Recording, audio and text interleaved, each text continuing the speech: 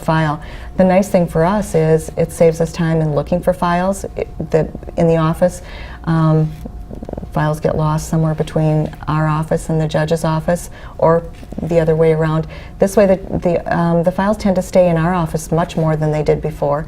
A judge can take a case under advisement and not have to worry about taking the physical file with him, and be able to look at those documents whenever they choose to do so. Can the judge also access the file in his office as well as the courtroom? Yes, they can. So that's Can been WikiLeaks access the file from outside and not cause right a scandal? now. Not right now, but we are working at opening those documents up to the public and to our justice partners.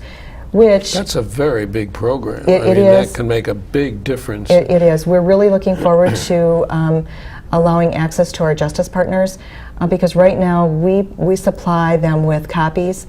Once they can actually look at the documents themselves, we won't have to send them copies. They can actually look at it. They're already using Minsus. They know when things are filed. They can see when their hearings are. So this last step of them being able to look at the documents will save us time. They'll have the documents much more readily than they would if they had to wait for us to make the copies and send them to them. It makes a big difference. I know the police have computers right in their cars, and as I have found out. And they can access your driving record, yes, etc., your food preferences, whatever. It's amazing. But when they pull you over, we're moving to that we are. society. In fact, that's a good thing, though. It really is. It is. That the majority of our jurisdictions in Dakota County have what we refer to as e-citations, which means when they give you a citation, when they give you your ticket, when they hit send in their car, it comes directly to our case management system. It saves their staff from having to enter it into their case management system, and it saves my staff from having to do that as well. See, when an officer says to me, "I'm going to give you a citation," I immediately assume I'm getting an award for something, and then the shock doesn't come until a few days later. But well, that's a very big thing. I have an expression based on a favorite expression or an old adage: "Justice delayed is justice denied." And I go one step further and I say justice denied is democracy denied.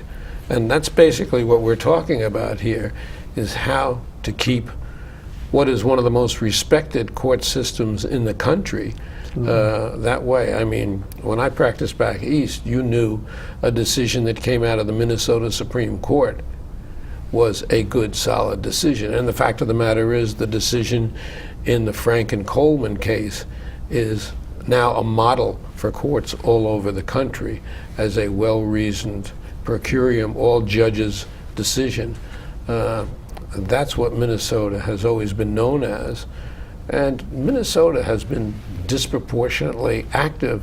For instance, Supreme Court judges coming from Minnesota, things like that, in the court system. So it's something that, as citizens, people should really, really urge upon their legislators to make sure that we keep up.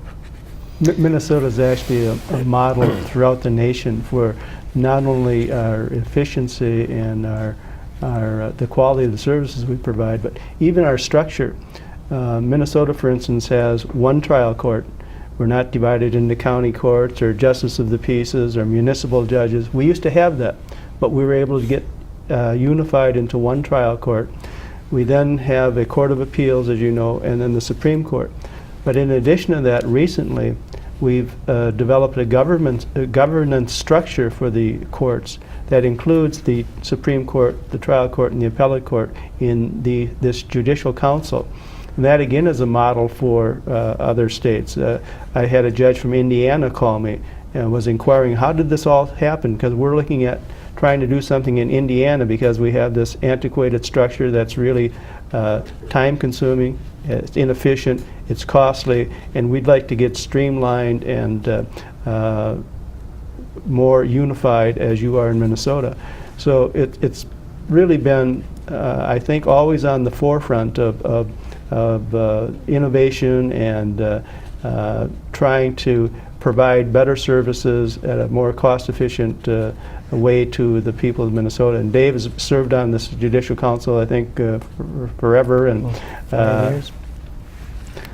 so when you get the three levels of court to agree on that we're going to administer justice in Minnesota through this Judicial Council, what that did was to share the power that the Chief Justice and the Supreme Court used to have, because they thought it was appropriate that those who are affected by the decisions ought to be part of making the decisions.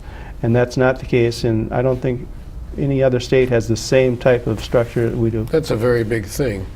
As I look at the three of you, I feel that there's a book here, literally a book to really reorganize justice systems throughout the country and set it up as a model. I mean, I know of justices of the peace and village courts and town courts and district courts and county courts, and thinking from my own experience, you would never